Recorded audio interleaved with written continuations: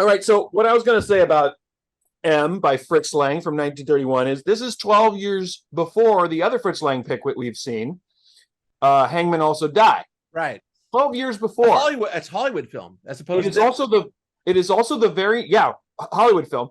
Mm-hmm. It is also the very next film. M is the very next film he made after his last silent film, which was only the year before or 2 years.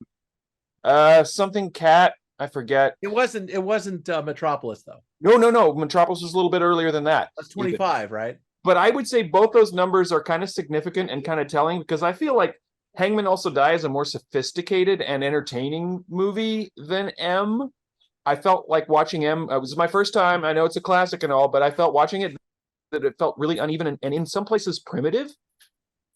Well, it is primitive. It is. You can feel that 12 years. That is a big ramp up. It's not the first Battleship Potemkin. It's not the first German sound film, but it's one of the first German sound films. And you can tell. I mean, it virtually is a silent film. When the dragnet starts, it's just cops marching through the streets and stuff and causing an uproar. And there's no sound unless it's something that Lang thought, well, we need to hear this. Oh, sometimes it goes to silent. You notice that? It just goes silent. Yeah. So it was extremely expensive to rent the equipment to record audio for film at the time. 2/3 of the movie was filmed with sound and 1/3 was filmed with no sound to save money. Right. It was entirely budgetary. The scenes where like the cops are in the room just making discussions and stuff, they're obviously doing sync sound. At the end, when Peter Lorre's on trial, they're obviously doing sync sound. But obviously, a lot of this is not sync sound. But they still had to record all of it. Yeah. John, were you? Sorry, I had to step away. Were you saying that you were comparing this to the other Fritz Lang movie? Yeah, the one we saw before Hangmen Also Die, which I feel like 12 years later, and you just see this big jump in sophistication of filmmaking, not just technically in terms of sound, but I also feel like it was a more polished story that engaged me more from start to finish. This has its moments for sure, but it's also like if I was going to watch it again, I would probably skip the first hour because I feel like the pacing is off and the things he focuses on or not maybe necessarily needed to be focused on so much. Did we watch? Did we watch 3 Fritz Lang movies or just 2? 2, I think. Yeah. I mean, I've seen Metropolis. We watched Hangman. No. I mean, not individually. I mean, on this. We watched Hangman, and he actually, Jim he picked it. He says we should have actually watched M. So I kind of corrected it by watching M. So I'm glad we finally got to it. But, can I keep going? I got more. Please go. Take it. So I'm gonna say I've sort of criticizing the setups and the shots as being kind of static and kind of not flashy, not calling attention to themselves until it's like somewhere around the 1 hour mark. It's like he got stoned and took the camera off the tripod and getting all these weird fucking moving shots where he's going through windows and everything. It was suddenly it just turned into this other film. It was really interesting to me to see that happen. I mean, this is a police procedural, but it's also a crook procedural. Isn't that weird? It's half and half. In terms of an idea about putting together a film about it's a procedural about trying to find a serial killer, but actually having half the story being the cops, half the story being criminals. Right. It was unusual. It is unusual, and he knew it, and he cross cuts between those two very, very smoky rooms, which is something, by the way, was extraordinarily rare to do at this point in time. Cross cutting, yes. Cutting between 2 different scenes that are occurring at essentially the same time is not something that was done in film, because at this point in films were mostly just filmed plays. Right. Just filming a play. They're very linear. And in this, the stuff that he does, the reason that this movie is the classic that it is he is defining what the idea of film is. The language of film. I mean, D.W. Griffith did all this actually with Birth of a Nation. But so few other people did. But that's the one that. But you know. Yeah. No, but he's like he invents the leitmotif for movies. In this, this is the first movie to ever have a leitmotif for a character. Well, Birth of a Nation's 14. This is 31. It's not that far off.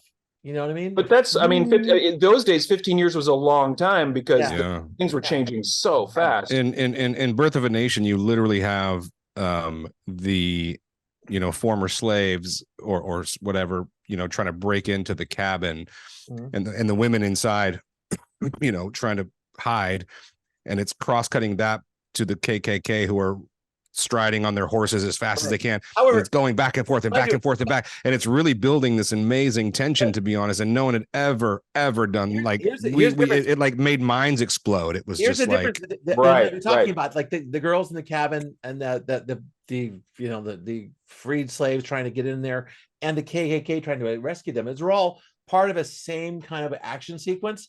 This one, M, has much more sophisticated parallels.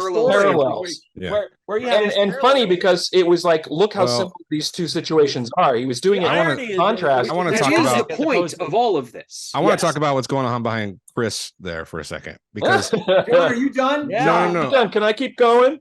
Keep going. Okay, go ahead. I just want to. I don't want to forget to talk about. Leave that up, Chris, because yes, Peter Lorre. Fuck.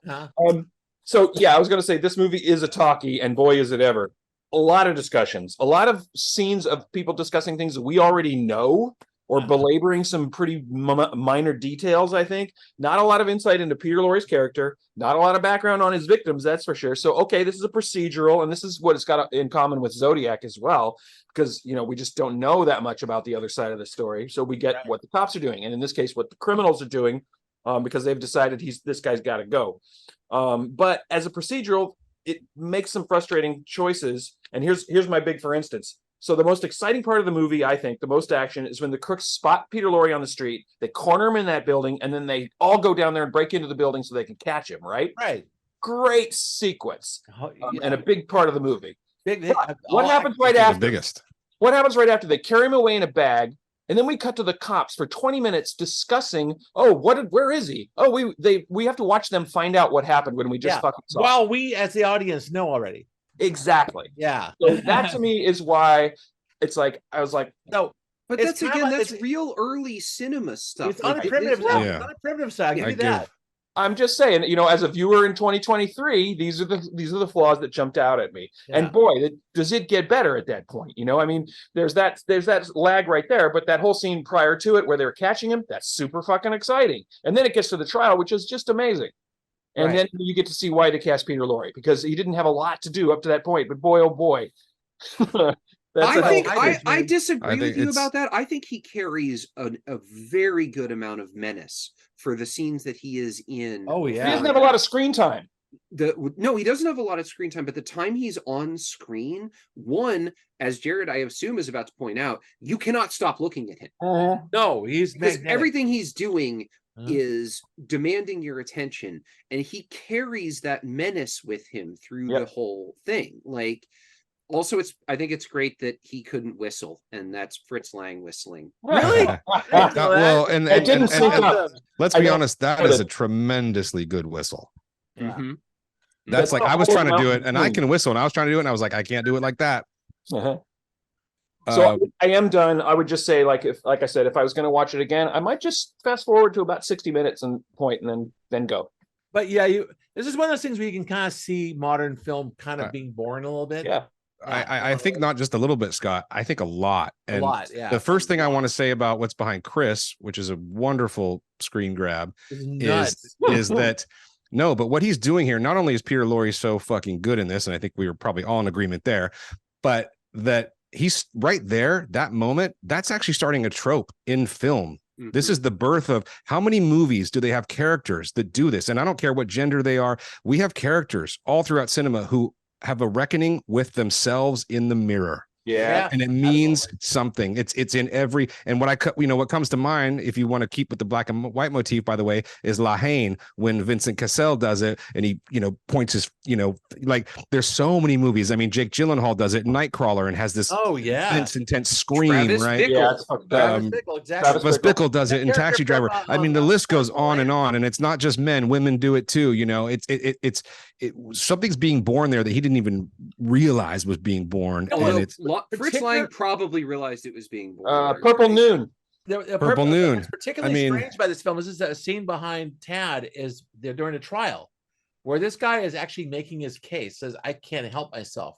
I have to do this. This is it's uncontrollable. There's a voice in my head that chases me around all the time. And you see people, these criminals in the audience going, Well, there's the one guy. There's the one guy who's like, oh, we all say that in front of a judge. Yeah, and he's like, no. You this is he's sick. Skills. You can break into a safe, you can steal a wallet, you can rob a bank. And it's great when he says, lazy asses. He says if you weren't lazy and if you didn't have any, he's basically he calls them out. He says, if you guys wanted to, you don't have to do any of this if you don't want to. I have to. I have to. Yeah. And that was very that's so advanced in terms of how the psychology. Oh yeah, the writing is so good here, that's and that's like shit from the 50s and 60s. That's in the 30s. Well, there's a lot of stuff in this movie. There's a lot of stuff in this movie that is really bucks the trend of what you think of as being what society was like at the time, and so much of that is because of the American film code and how clamped down all of that stuff is. All of this stuff was going on in society. This was all known stuff, but there's an extended conversation about sex criminals at the beginning of this, which is you would never hear about sex crimes in an American movie that was made in the 30s. Like they couldn't agree more. I was thinking to myself how modern this felt in terms of themes and what they're talking about. And right before Scott changed his background, there was he had the one where he's looking at the shop window and he sees the reflection of the little girl. Another magnificent sequence out of so many magnificent sequences in here. With all the knives, right? And looking at holy shit, the visual language in that scene is wonderful, but that that segues to what I think is the most powerful part of the scene, except for the very ending, which is the first kidnap and murder, and how Fritz Lang decides to show us that happening. I haven't seen this in a long time, and I watched it, of course, just like you guys did. But the first time when that ball rolls out and then you see the balloon on the wire, I actually got sad. Like it hit my heart and my stomach. The like balloon a in the fucking wire gut is punch, a dude. killer. The balloon in the wire is a killer. And this visual language that he does, there's so many different brilliant moments, but that was so powerful to me. And there's a callback for that balloon later. I know. Confront him with the balloon. Yes, I know. And it was so much so that I even said to myself, as like, this is where you see like Hitchcock taking from this. You see, and it even informed me sort of as a filmmaker to be like, you know what, less is often more, and if you can do it in a way that's like, because that to me still had power. That shot of the empty chair where the little girl was supposed to be home for. Oh God! I think I put that in the chat as I was watching it. That's kind of like the Muppet one that Tad loves so much. I mean, it's kind of a similar. Tiny Tim's chair next to the fireplace. Yeah. Yes. But this is a jump from German expressionism, like the Caligari and like Metropolis, all the way up to film noir. It set a little bit the 30s and 40s until noir picked it up again in a lot of ways, in terms of like looking into the darkness of people's hearts. Yeah. You know what I mean? And it's like it's amazing stuff. And because it was the first one, there was 3. Because it was Weimar Germany, they were allowed to really look into the darkness of people's hearts. That's right. Like again, I want to come back to this. Is we have this weirdly, I think, rose-colored lens of what society was like, because you look at all of the stuff that was made sort of before the 60s almost in American cinema, and it's all so sanitized. Well, America is so puritanical with the exception of violence. Even after the Hays Code was lifted, there was this long period, especially like in the 50s and before, the 60s that we think of, the countercultural 60s, where things were very sanitized, and it was self-censorship. There was no more Hays Code, but people just didn't go there, except for noir always fucking went there. This guy, this kind of ringleader here, the guy, yeah, he's great. That guy, I swear to God, in 10 years is going to be like an SS general. Jacket's awesome. Yeah. He's got the things in the Weimar Republic that became Nazism. It's all right there in this dude. Yeah, it starts with his wardrobe too. Yeah, I know. That's the Nazi coat. These are the most well-organized criminals. They have the whole fucking city clamped down. They've got every bum like on retainer. I know. I love this scene. I love the scene where they're assigning them all their patrols, and they're writing it on ditto paper so they can tear it off and they can give you your here's your number, here's where you go. You know? Exactly. I love how much smoking there is in the first half of this movie, and how the eating of sausages and smoking. You can't even see people's faces. It's just smoke. They had extra people just blowing smoke in from the sides. You could tell it was insane. And you know it's real. It's like, you imagine going like a house in the 30s back then. It's like, just smells tobacco and it's stuck in the wallpaper back then. Right. Yeah. But am I the only one besides John that hadn't seen this before? This is probably the 5th time I've seen it. Same here. Probably about the 4th for me. So I'd never seen this either. And there were multiple times during this movie where this thought was popping into my head. What does that mean, though? Because, so this movie is 1931, so it's 6 years after Battleship Potemkin, which by 10 years before Kane. 10 years prior, or was it 10 or 9? 8 or 9. Right? Kane is like 41, I think. 39. No, it's 4. Kane is 41, so it's 10 41. years. Okay, so it's 10 years. There are first off, what I write down. So there's fucking Peter Lorre, right? Like, so if you tried to remake this movie now, no actor would take this part. No, because now, like, people get so this type of a role is so hard if you do it particularly well. And I'm thinking about what was his name, Dylan Baker from Happiness. Like, you think about actors who are really actually. Or Earl, the guy from Little Children. Michael Fassbender could do it. They can't transcend. Well, but again, I think Matt Dillon was in a movie about a serial killer fairly recently that everybody loathed. But I think by that point, he doesn't have a career to throw. You can't transcend a role like this now. Laurie didn't. Peter Lorre was cast as a villain for the rest of his life. True. Yeah. He was a comedic actor before this. A pathetic weirdo like in Casablanca. Hide me, Rick. Hide me. That kind of thing. Right? He was literally a well-known, well-regarded comedic actor before this, and he never worked as a comedic actor again. except for when he did maybe that someone voiced him on Scooby-Doo. Right. Yeah. Viewed it became a joke. Yes. Viewed through decades of perspective. And then, I get the whole, I'm going to watch it as I see what your point is, but I disagree. There's people who have done it. I cannot. I still can't do it. I have to imagine when this movie came out for its time, it was fucking mind blowing, and it was so mind blowing that nobody watched it. I think it's mind blowing right now. And I was thinking about how heavy and cumbersome the cameras were back then. There's a shot, and I tried to pull a screen grab, but there's a shot where, you're kind of at the view of the people looking at the cops at the other end of this hallway, but the camera is about where your eye would be. And I have to it's this dumb little shot, but it's really well executed. And for its time, I'm sure it was not a slam dunk to pull off in that moment. And there's shot after shot after shot of this movie where the lighting and the camera angle is just, it's breathtaking now for me watching 2023. I can't imagine in 1931. Wow. Yeah. Think about the camera inside of a blimp the size of a steamer trunk, basically. Right. And just, again, thematically, this movie is dark as fuck. Yeah. This movie is really this is seriously dark shit. And it's I don't think there's enough said about the screenplay for this. Even though the whole idea that the cops and the criminals are we want to get rid of the same dude. That's amazing. This guy because he's bad for business. Who wrote this thing? Bad for business. Laurie and his wife. Okay, wasn't Thea von Harbo? I don't think so. Okay. I really was like, holy shit, there's a reason why this movie is as highly regarded as it is. And this was on my short list for a while because I thought it was going to be a Eat Your Vegetables movie.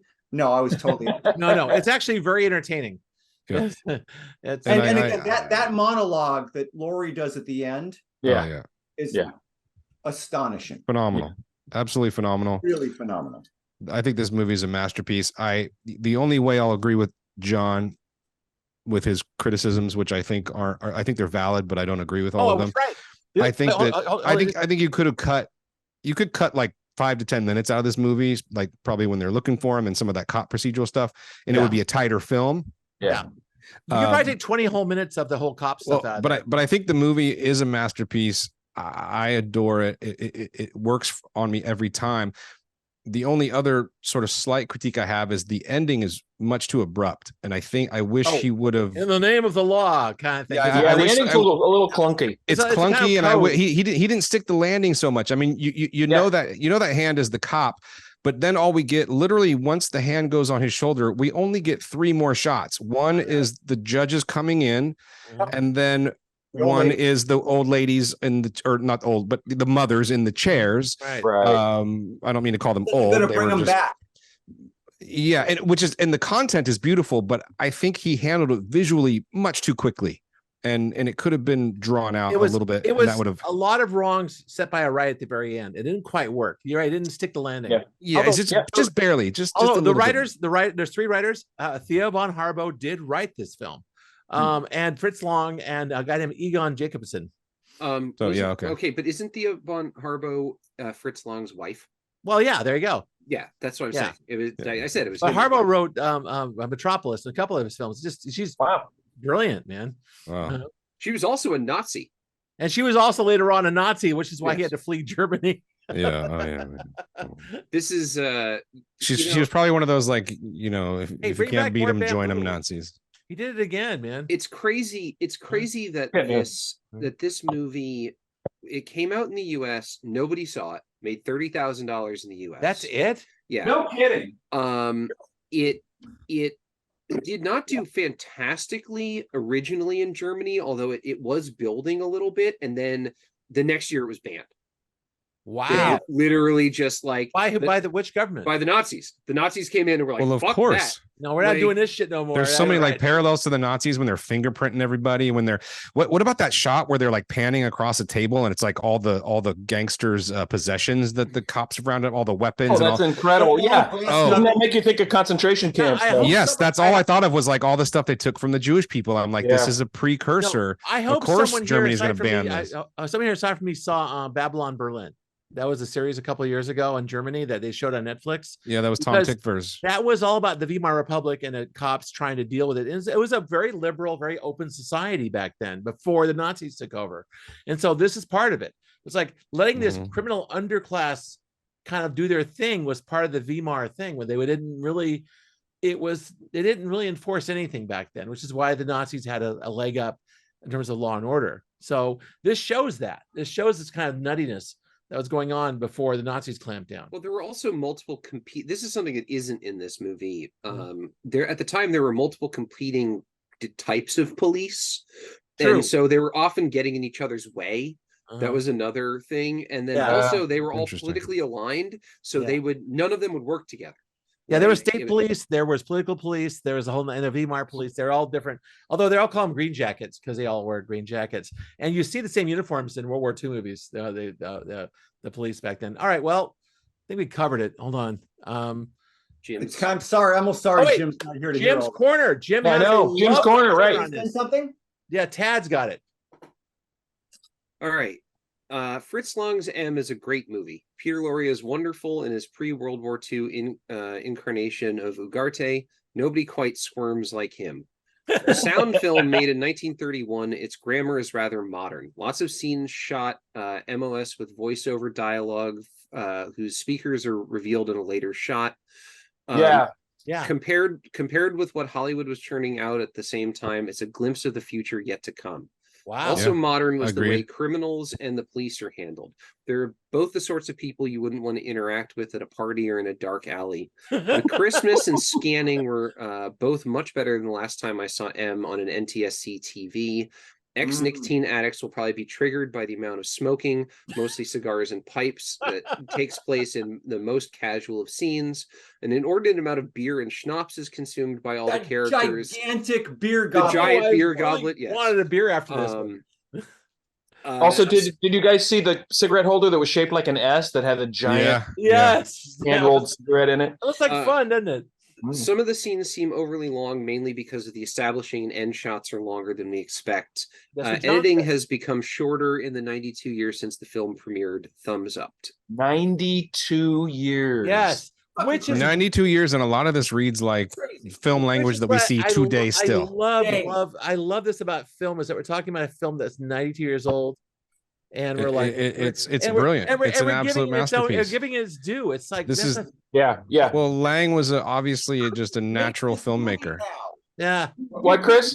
Make this movie now. No, you. I think you could, but I think it would be a small. It would be a small independent film. Would be an indie. Yeah. It would be a small independent film that was a passion project for some famous person who really wanted to do the Fritz Lang character. Yeah. Yes. That's true.